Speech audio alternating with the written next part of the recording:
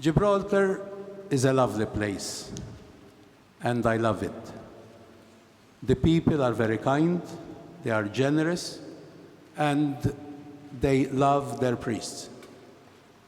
And that's what makes me love Gibraltar so much. So in a way, I can say that I'm going back home, from home to home. Those were the words of Gibraltar's Bishop-elect, Monsignor Carmel Zammit, who was ordained this morning in Malta, where he has lived the last 18 years. The ceremony lasted over 2 hours with Minister Samantha Sacramento, 8 local priests, and Monsignor Simon, representative of Pope Francis, all in attendance at St. Paul's Cathedral. At the beginning, I felt a bit emotional, no? And as time went on, because it was a long ceremony, I relaxed a bit. I was a bit tense.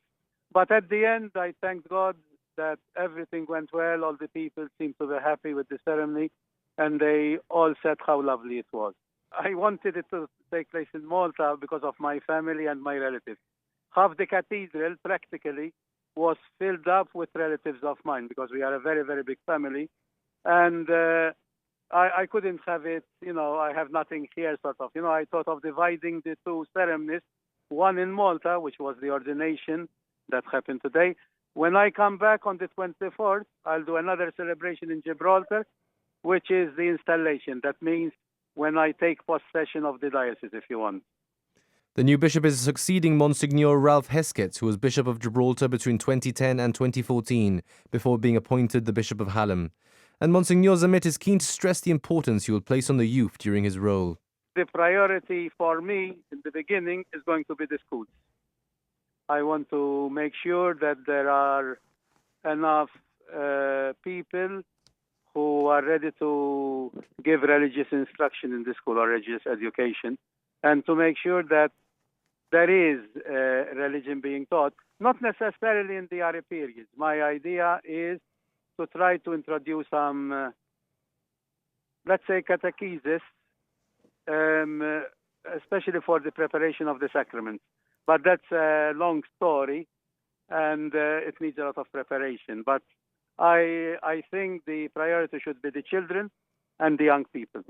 Having expressed his strong views regarding same-sex marriage, Monsignor Zammit released a lengthy statement on the eve of his ordination yesterday.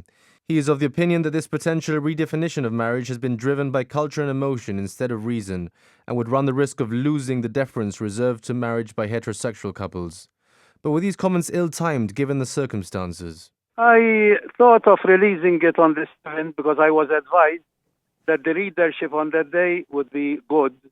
We didn't do it before because there were some activities in Gibraltar, I thought. That's why, I was advised about that.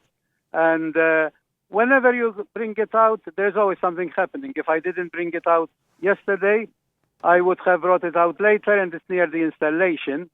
So any day would have been good or bad, depending on how you look at it, The setting for the ordination in Monsignor Zammit's place of birth was undoubtedly special for sentimental reasons.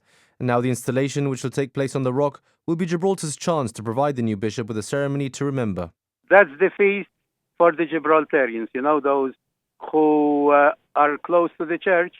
That's a special ceremony where I am installed there. That means I'm told from now on, you are the bishop here. And then I celebrate the Mass, and I start my work, if you want, my work in the diocese. The installation is scheduled for the 24th of September at the Cathedral of St. Mary the Crowned, and will mark the start of a new era for Roman Catholicism in Gibraltar, one led by Bishop Carmel Zammit, whose position as a new bishop will be finally confirmed.